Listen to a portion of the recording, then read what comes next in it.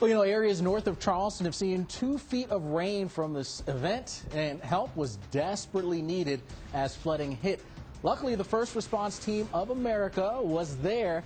Tad Agolia, their leader, is with us now by way of Skype. And Tad, just incredible scenes that we have seen out there across the state of South Carolina. I know you've moved now on to Columbia, but yesterday you were in and around Johns Island. You were out there with your hovercraft rescuing people. Walk us through how that all went. Well, all day yesterday, even all through the night, was extremely busy. Constantly 911 calls coming into the fire department, either people trapped in their cars because they drove into water, or people trapped in their homes because the water simply rose so fast. It was really a sight to see, an unbelievable amount of water, the kind of floods we don't often see. I can only imagine an incredible sight, and again, the pictures have been flowing in as that water has been flowing in as well. Can you estimate how much or how many folks you may have rescued from yesterday by itself? Well, fortunately, there were a lot of rescue boats out there.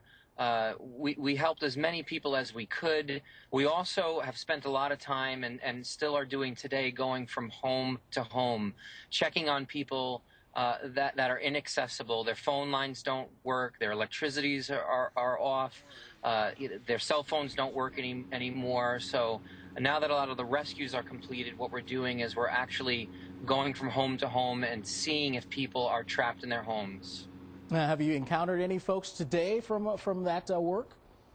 Yes, we have, and some people are choosing to stay in their homes, and we have to respect that. But the most important thing is that they're safe and we know where they are. Yeah, absolutely, indeed. Now, are there any shelters that are set up that you're maybe helping folks to get to? There are many shelters that are already set up. They're actually setting up more as we speak. Oftentimes, we bring people actually to the local fire department, at which point they will be brought to the nearest shelter.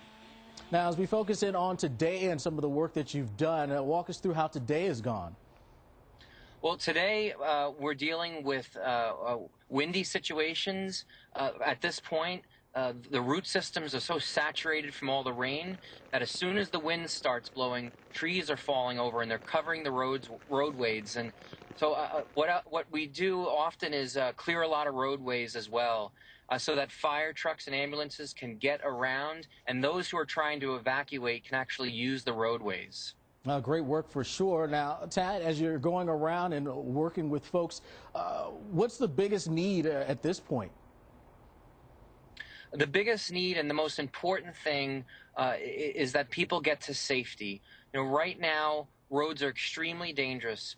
Up here in Columbia, the water has gone through so powerfully that actually underneath the water, there's no more roads. The asphalt has literally been washed away.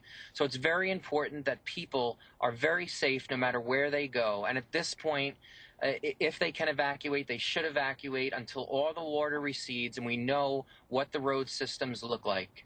Now, Tad, I know there's a curfew in effect there in Columbia. Are you seeing people adhering to that curfew?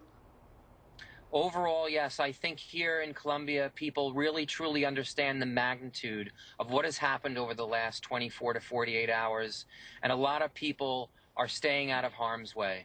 Great, that's good to hear for sure. Now, Tad, I know you have, your team have covered and helped out with numerous events, disaster situations.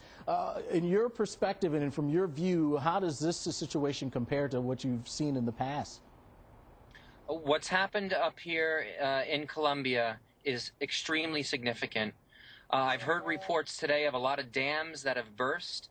That's really caused some massive flash flooding, and the destruction that is going to be seen when all this water recedes is really going to be unusual.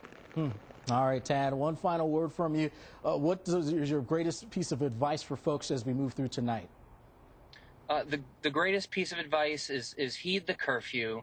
If you are still in your homes, stay in your homes, and let all the rescue workers continue their work, and make sure that those who are stranded can be reached and brought to safety. All right. Thank you so much, Tad Agolia there, the First Response Team of America, doing a fantastic work helping folks out there in the state of South Carolina. They've been out there working tirelessly and will continue to do so. Well,